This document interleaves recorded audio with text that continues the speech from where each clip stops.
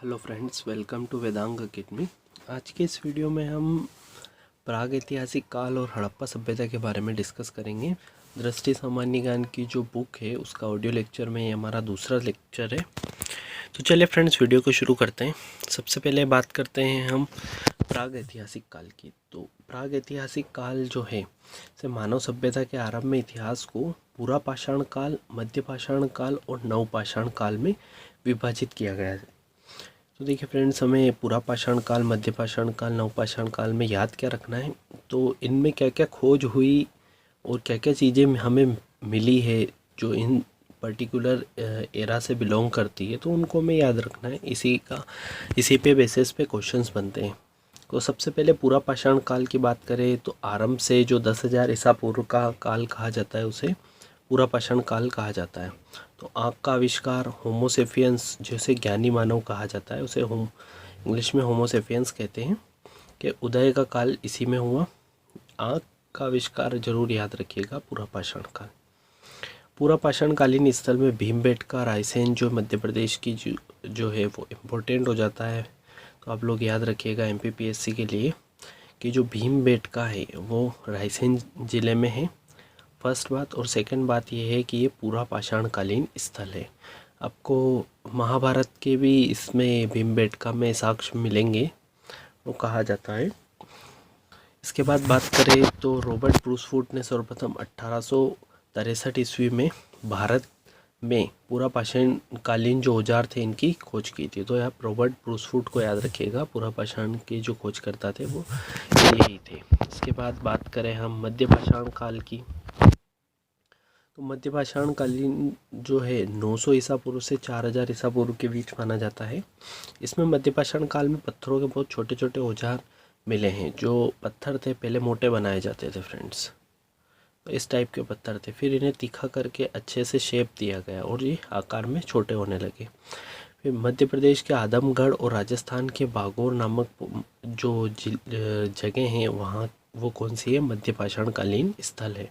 पशुपालन के लिए ये प्राचीनतम साक्ष्य यहाँ से मिलते हैं। तो मध्य प्रदेश का जरूर याद रखिएगा, आदमगढ़, ये क्या है, मध्य पाषाणकालीन स्थल है। इसके बाद नवपाषाण काल की बात करें तो 7,000 ईसा पूर्व से 1,000 ईसा पूर्व के बीच इसे बांटा गया है। इस काल में कृषि कार्य प्रारंभ हुआ। फसलों में सर्वप्रथम गेहूँ और जो थे वो उगाए गए थे। और मेहरगढ़ जो है बलूचिस्तान में है, यहाँ से इसके साक्ष्य सर्वप्रथम मिले हैं। इसके बाद बात करें इलाहाबाद का जो कोल्डी हवा स्थल है, वहाँ से चावल के प्राचीनतम साक्ष्य मिले हैं। इस युग के लोग पालिशदार पत्थर के उपकरण औजारों का प्रयोग करते थे। इसके बाद इस काल के लोग स्थायी रूप से बसने लगे, जिसका प्रमाण कश्मीर के बुर्ज होम में हमें मिलता है। बुर्ज होम में मालिक के शव के साथ पालतू कुत्ते को भी दफनाए जाने का प्रमाण मिला है। पटना के निकट चिराद नामक नवपाषाणकालीन स्थल से हड्डी के उपकरण प्राप्त हुए हैं। इसके बाद बात करें पहिए का आविष्कार जो हुआ है वो नवपाषाण काल की ही खोज है, तो ये बहुत इम्पोर्टेंट है। पहिए का जो आविष्कार है वो नवपाषाण काल की एक महत्वपूर्ण घटना है। दक्षिण भारत के नवपाषाण काल की तिथि 2500 ईसा पूर्व से 1000 ईसा पूर्व निर्धारित की गई है। इन नोट याद रखिएगा कि नवीनतम खोजों के आधार पर लहुरा देव, संत कबीर नगर, उत्तर प्रदेश जिसे कहा गया है, भारतीय उपमहाद्वीप में प्राचीनतम कृषि करने वाला स्थान है। तो लहुरा देव के बारे में याद रखिएगा। इसके बाद बात करें ताम्र पाषाणकालीन संस्कृतियों की, तो नवपाषाण युग का अंत होते होते धातु का इस्तेमाल लोग करने लगे। सबसे पहले तांबा प्रयोग में लाया गया। इसके बाद जिन संस्कृतियों का उदय पत्थर और तांबे के उपकरणों द्वारा साथ साथ प्रयोग से हुआ है उन्हें ताम्र पाषाणकालीन संस्कृतियाँ कहा गया है। ताम्र पाषाण संस्कृतियों में अहार संस्कृति जो है राजस्थान के प्रतिनिधि स्थल अहार का प्राचीन नाम तामवती है। इसके बाद मालवा में जो संस्कृति से नवदा टोली से कृषि फसलों के साक्ष्य प्राप्त हुए। इमाम गांव और देमाबाद जारवे संस्कृति से संबंधित प्रमुख स्थल है। देमाबाद में भारी मात्रा में कांसे के वस्तुएं मिली हैं, तो कांसे का प्रयोग भी शुरू हो ही चुका था इस समय। चित्रित मृद भांड का उपयोग सर्वप्रथम ताम्रपाषाण काल में शुरू हुआ। इसके बाद पाषाणिक संस्कृतियाँ। महापाषाण नवपाषाण की समाप्ति के पश्चात दक्षिण भारत में महापाषाण संस्कृतियाँ का उदय हुआ। लोग मृतकों के अवशेषों के सुरक्षित रखने के लिए बड़े बड़े पत्थरों का प्रयोग करते थे। आंध्र प्रदेश, कर्नाटक, तमिलनाडु, केरल के विभिन्न स्थानों में इस प्रकार की समाधियाँ मिली हैं। फिर बात करें हम हमारा जो इम्पोर्टेंट टॉपिक है हड़प्पा सभ्यता की, तो हड़प्पा सभ्यता को सिंधु घाटी सभ्यता भी कहा जाता है, क्योंकि जो सिंधु नदी है ये इसके आसपास ही बसी हुई सभ्यता थी, इसलिए इसे सिंधु नदी घाटी सभ्यता कहा गया। रेडियो का कार्बन C14 जैसी नवीन विश्लेषण पद्धति के आधार पर सिंधु सभ्यता की सर्वमान्य तिथि 2500 ईसा पूर्व से 1750 ईसा पूर्व मानी गई है। यह नवीनकृत और कांस्ययुगीन जो सभ्यता थी, देखिए नगरीकृत थी एक तो सबसे पहले आप लोग ये याद रखिएगा, और कांस्ययुगीन थी, यहाँ पर कांसे का प्रयोग होता था। हड़प्पा सभ्यता का विस्तार उत्तर में मांडा जो कि जम्मू कश्मीर में है, यहाँ पर इस टाइप से याद रखिएगा आप, उत्तर में मांडा, दक्षिण में देमाबाद, पूरब में जो पूरब है वहाँ पर आलमगीरपुर, और इधर बलूचिस्तान आप याद रखिएगा। तो इसके बाद बात करें हम सुतका केंद्र और बलूचिस्तान जो है वहाँ पर ये इनके साक्ष्य मिले हैं लास्ट तक। स्वतंत्रता प्राप्ति के पश्चात हड़प्पा सभ्यता के सर्वाधिक स्थल जो है वो मतलब भारत की बात करें तो गुजरात में मिले हैं। फिर नगर निर्माण योजना इनकी कैसी थी, और सिंधु घाटी सभ्यता के प्रमुख विशेषता इसकी नगर निर्माण योजना है। नगर ग्रिड पद्धति पर बसे थे, सड़क एक दूसरे को समकोण पर काटती थी। धोलावीरा ऐसा नगर था जो 3 भागों में विभाजित था, दुर्ग, मध्यम नगर और निचला नगर। कालीबंगा ऐसा स्थल था जहाँ से काले रंग की चूड़ियाँ मिली थी, इसलिए इसे कालीबंगा कहा गया। एकमात्र स्थान है हड़प्पाकालीन स्थल है जिसका निचला शहर दीवार से घिरा हुआ था। अगर आप लोगों ने मोहनजोदारो मूवी देखी हो तो उसी के कॉन्सेप्ट पे बताया गया है। कालीबंगा के से अलंकृत ईंट तथा लकड़ी के जो नाली है उनके साक्ष्य मिले हैं। चौधड़ो एक ऐसा स्थल है जहां वृत्ताकार ईंटें मिली है, परंतु यहाँ किलेबंदी के साक्ष्य नहीं मिले हैं। मोहनजोदड़ो से विशाल स्नानागार प्राप्त हुआ है, ये याद रखिएगा, जिसका उपयोग संभवतः धार्मिक अनुष्ठान के लिए किया जाता था।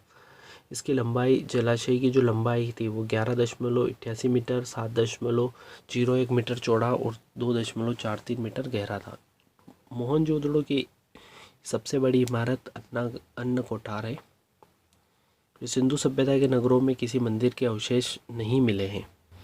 ठीक है, उसके बाद आर्थिक क्रियाकलाप की बात करें तो सिंधु सभ्यता की कृषि जो थी उसको मेनली गेहूँ और जौ, कपास ये लोग उगाते थे। कालीबंगा से जुते हुए खेत, हल की प्रतिकृति के साक्ष्य प्राप्त हुए। सबसे पहले कपास पैदा करने का श्रेय सिंधु घाटी सभ्यता के लोगों को जाता है।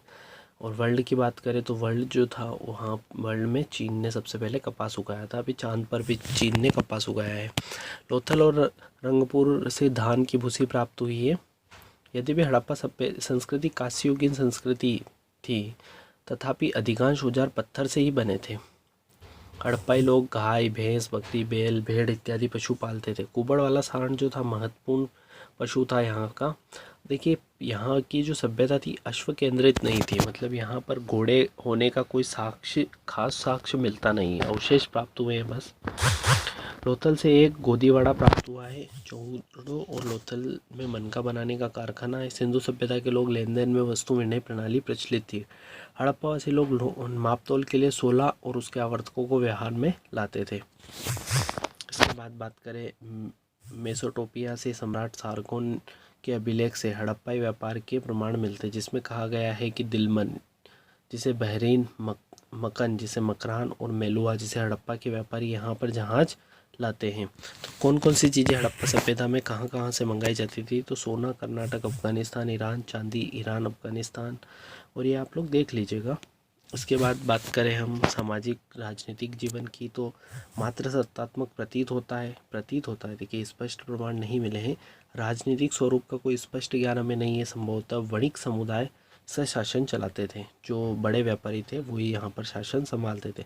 मृतकों के संदर्भ में पूर्ण समाधि, आंशिक समाधि तथा दाह संस्कार तीनों विधियाँ प्रचलित थी।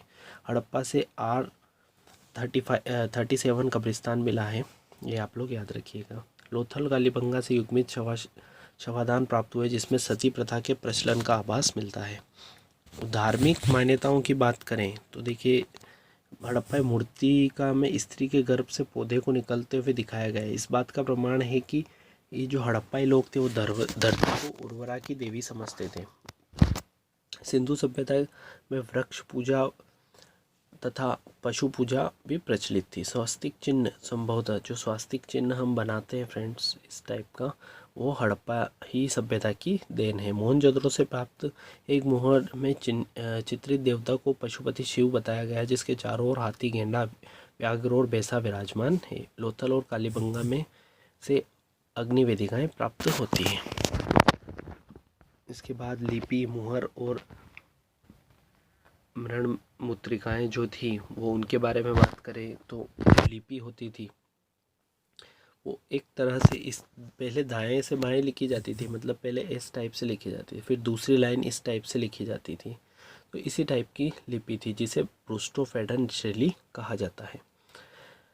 इसके बाद बात करें मुख्य जो मोहरें थी वो वृक्काकार होती थी, जो मतलब मेन जो सिक्के चलते थे वो ऐसे होते थे।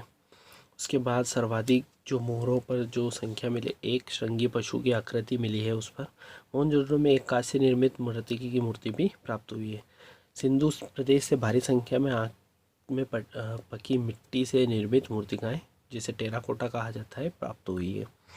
उसके बाद हम बात करें इस टेबल की, तो आप लोग टेबल ज़रूर देख लीजिएगा एक बार। मैं डिस्क्रिप्शन में इसका PDF डाल दूँगा, तो PDF आप लोग पढ़ते चलिएगा ताकि आप लोगों के लिए ईजी रहे। तो आई होप कि वीडियो आप लोगों के लिए हेल्पफुल रहेगा फ्रेंड्स। मिलते हैं नेक्स्ट वीडियो में, तब तक चैनल को सब्सक्राइब ज़रूर कीजिए। Thank you.